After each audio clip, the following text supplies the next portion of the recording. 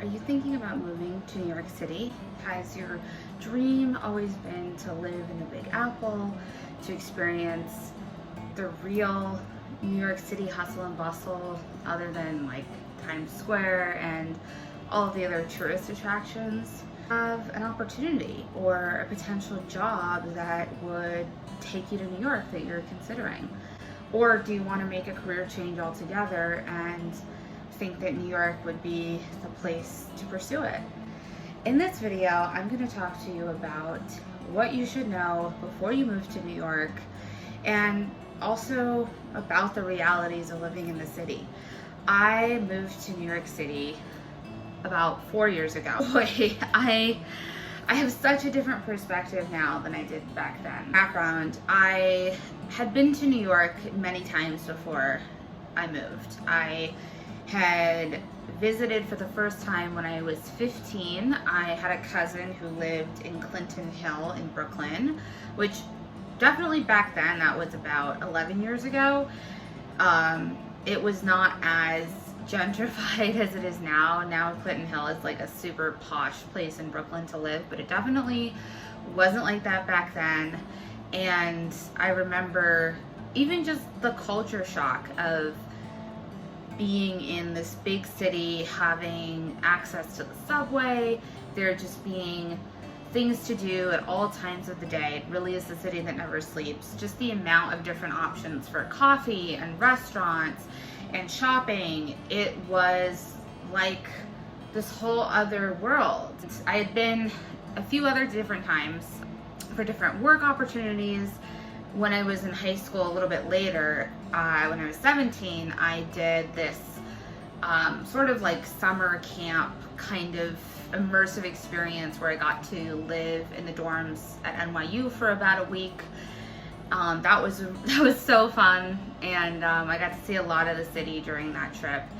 And I'd been many times, so I had spent a lot of time in New York. I knew what I was getting into, which I, first of all, would recommend. If you've never been to New York City before, definitely come and visit before you move here. And I would say when you come visit, don't just kind of go to these different tourist attractions. Don't just like go gallivanting in Bryant Park or wandering around the financial district. Like, actually have a plan and live as if you're actually living in New York City. I would recommend either staying with a family member or friend who lives here. Don't go to like a fancy hotel. Either do that so you can also really see like what is it like to live in a small apartment with a bunch of other people. I think that's a really good test of if you can kind of handle the realities of the city. Or if you don't have somebody that you know who lives here, you could go to an Airbnb. But again, I would try to find an Airbnb that is sort of realistic for what you would be looking to live in if you moved here. So, you know, I would say even do some research on apartment budgets in different neighborhoods, figure out which places are accessible to you financially, and then stay in an Airbnb that's in that area. That way you can see what it's like to actually live there. I would advise also for you to stay for like at least a week. You know, you want to give yourself some time to really see how it feels to be here.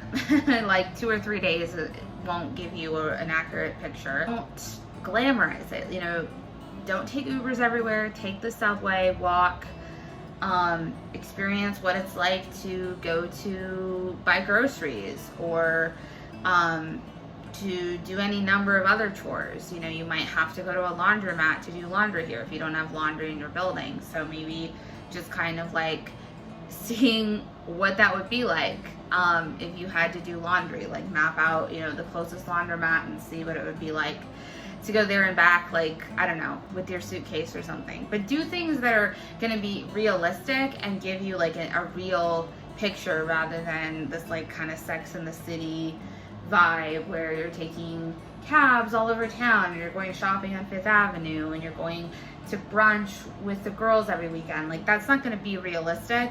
And so you want to think practically.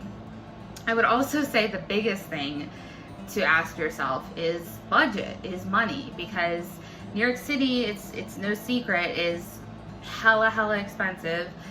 It just recently surpassed San Francisco as the most expensive housing market in the country, and it's kind of alarming, honestly, how much rents are going up post-COVID.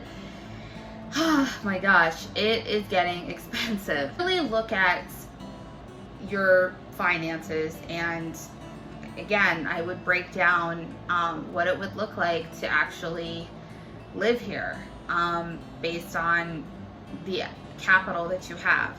I would say that really live comfortably in New York City, where, and when I say comfortably, I mean you can pay all your bills, like you're not going into like credit card debt. You have money to do fun activities. You're able to also save for retirement, create an emergency fund, you know, personal savings, that kind of thing. And you're not like penny pinching or living paycheck to paycheck. In order to like live comfortably like that, I think you have to make about 6 figures, which might sound astronomical. It might sound just like a lot of money. I get that. If you're from anywhere else in the country, making 6 figures makes you pretty financially well off. It definitely puts you in the upper middle class, but not here. For sure not here. I believe, if my memory serves me correctly, that about half of New Yorkers earn 6 figures or more. And 1 in 10 is actually a millionaire. So the access to capital people have here is greater, also because the cost of living is higher. So, you know, if you look at like your job title here, like what companies are going to pay for someone of your skill set, your experience level, your education level, is going to be higher than if you live in Boise, Idaho, or in Topeka, Kansas, right? And that's because the cost of living is higher, so the salaries reflect that cost. So another thing to keep in mind is your earning potential is higher, although the cost of living is also higher, so it all kind of evens out. But definitely, I would say like minimum in order to be comfortable would probably be about 80,000, but really 6 figures is going to put you in a position to be financially secure. If you don't make, like I was saying, about, you know, 80 to 100,000, you're definitely going to have to live with roommates. So again, if you're living in Topeka, Kansas, you can probably find a nice 1-bedroom apartment for, you know, $1,000 a month, but not here. $1,000 a month here will get you a room with maybe like 2 to 3 other roommates, sharing a bathroom, you know, that kind of thing. It's not necessarily, I mean, $1,000 a month is definitely realistic for like renting a room cost, but you know, the realities of roommates versus being able to live in a different part of the country by yourself, you know, I think there's a lot of things to consider there, and just what you're going to spend on living expenses is going to be a lot more than other places. Your housing, your food, your utilities, all of those things are going to be more expensive, and you might have to budget even for things like, for example, laundry. Like the apartment I live in now does not have laundry, and so it costs me usually about $30 to $40. I do my laundry maybe every 6 weeks or so. I definitely push it, but you know, it costs me $30 to $40 to do my laundry, which is, you know, basically another added utility. And so you have to think about those kinds of expenses that you might not incur in other places that you might have to kind of budget for living wise here doing it. I feel like a lot of people have this aspiration to live in New York because it sort of is symbolic of making it, of being an important person, of being independent, being on your own, making it in the world, right? Like, it's like the best people in whatever given field a lot of times are in New York City, and the greatest amount of opportunity is here. And I think that's really legitimate, and it's great to have goals for yourself and to dream big, but I don't think that aspiration alone is actually a lot of times enough of a good reason to move here. A lot of people burn out after a couple years of living in New York just because it's so tough to live here. And listen, everybody who moves here has the same kind of big dreams, determination, tenacity. City full of those kinds of people. So you're in constant competition with everyone around you, and like so many people are good at what they do. It's almost like, let's say you get into Harvard, right? You're going to college, you get into Harvard, one of the premier Ivy League schools in the country, and you go there and, you know, let's say you were the valedictorian of your class. You were one of the most intelligent, well-rounded students in your school, period. And that's great, but every single other person at Harvard is sort of the best and brightest person in their class, right? That's how they got to Harvard. And then as a result of that, everybody there a lot of times comes to kind of realize like, oh, I'm not like the best and brightest here anymore because everybody around me is exceptional. Everybody is talented. Everybody is intelligent and hardworking, right? So I think a lot of times that kind of environment and reality check can almost deflate your confidence, and you have to adjust to being one of many versus being the best, right? So I think it's a really similar kind of dynamic with moving to New York. A lot of people are really successful, are really talented. Everybody is kind of sourced from around the country and around the world to come to this one city to try to make it even bigger. When that happens, that means that everybody is just as exceptional, and it's very competitive, and it can be hard to, you have to really look at what your reasons are and really figure out if you need to be in order to succeed or if it's just like a pipe dream. And also because it's so glamorized, it's so non-realistically portrayed in the media, on TV. It's not the glamorous looking lifestyle that an Instagram influencer shows you. That's not the average person's experience, and it can just be so incredibly taxing living here and dealing with the day-to-day realities of trekking to the subway, rain, snow, sleet, or hail, carrying heavy bags of groceries up a 5-floor walk up, dealing with pests, dealing with long lines at every single place you go. It's really difficult, and just the most simple of things can be really time and energy consuming. And I think that especially nowadays with remote work becoming normal, with opportunities not depending on geography so much, you probably can make your dreams happen without living here. I think unless you're doing something like theater or dance, or something in that realm where it's sort of in person, there's not really a virtual equivalent, and the biggest companies and production studios, employers are here, and those kinds of opportunities just don't really exist in the same framework in other places. I think absolutely that makes sense. But you know, if you're not working in entertainment, or some kind of other job that, you know, really requires you to be geographically in this place, I don't know if you really need to move here in order to make things happen.